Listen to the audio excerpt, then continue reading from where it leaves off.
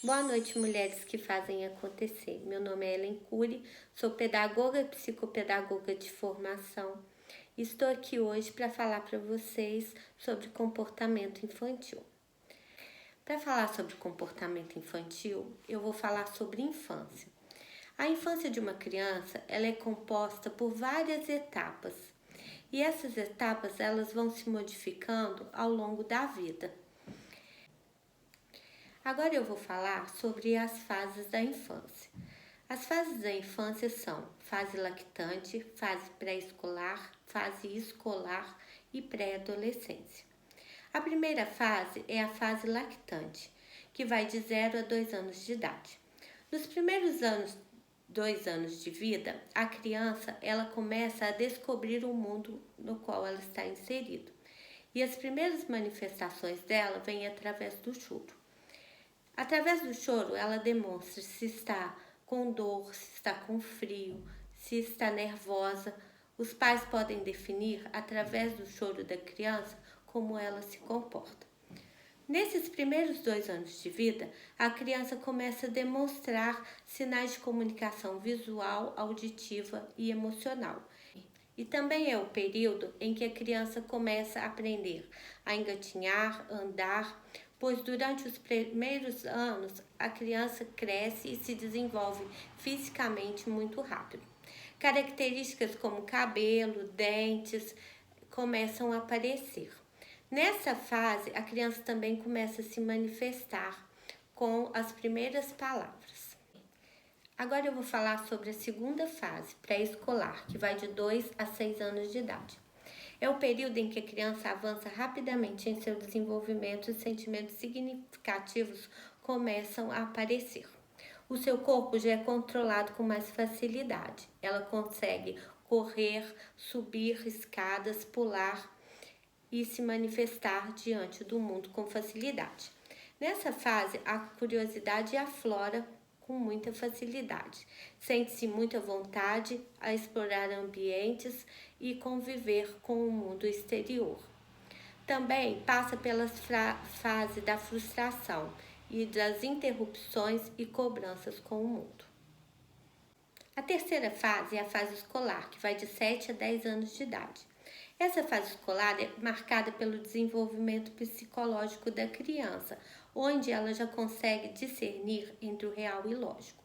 Durante essa fase também, ela consegue se manifestar com o mundo adulto e com os temas que o cercam. Por exemplo, as mentiras, a culpa e o medo da morte. A última fase da infância é a pré-adolescência, a partir dos 10 anos de idade. Esta fase é marcada pelos grupos. As crianças querem interagir o tempo todo e se manifestar de acordo com os grupos que elas estão inseridas. Elas se vestem e refletem o mundo onde elas estão. Nessa fase também é conhecida como a fase da rebeldia. A criança acha que tudo está errado e que o mundo se encontra todo contra ela. Nesse período, então, a família tem uma grande responsabilidade, que é de motivar positivamente essa criança para que ela possa inserir com qualidade no mundo adulto. As crianças são como esponjas e elas absorvem tudo que está ao seu redor. A memória, por sua vez, é acessada pelo cérebro constantemente e acessada em milésimos de segundo. Vai se desenvolvendo ideias ou sentimentos no subconsciente da criança. Esses sentimentos e emoções são produzidos de forma espontânea, sem necessariamente depender do comando do eu consciente. Dessa forma, são formadas as janelas da memória, que podem ser neutras, killer ou positivas. As janelas neutras, elas não interferem muito, pois não apresentam problemas algum. Já a janela killer são aquelas que trazem os sentimentos ruins, como tristeza, angústia, depressão, indiferença, insatisfação. E as janelas positivas são aquelas que trazem a satisfação, o amor, a alegria e a positividade. Através dela, nós podemos comunicar com o mundo e ser muito mais felizes. Daí a grande necessidade de pais e educadores prepararem seus filhos e alunos para que possam se posicionar de acordo com suas emoções. Fornecerem janelas positivas de incentivação, de positividade, de crescimento emocional e não estimularem os sentimentos como não vou conseguir, porque sou lenta, porque sou desorganizada, porque sou incapaz. Cada criança, ela tem um potencial e diariamente isso é registrado para o seu cérebro e alimentado, de forma que devemos sempre estimular os mecanismos positivos. Eu sou bonita, eu tenho potencial. Cada criança é única e tem um potencial a ser lapidado, como um diamante. Para isso, é preciso que seja alimentado em imagens bonitas e não asfixiantes. É necessário que seja estimulado as intenções positivas e levado a criança sempre a crer que ela é confiante ao invés de ser crítica e cheia de julgamentos. Algumas dicas para o desenvolvimento da criança são: elogiar sua criança sempre, corrigi-la sempre em particular, confiar no seu potencial e estimulá-lo, educar a criança de forma independente e positiva, evitar superproteger e deixar a criança se desenvolver perante a vida, estar sempre estimulando a criança positivamente para uma vida sempre melhor. 7 tipos de comportamento infantil que devem servir de alerta para os pais.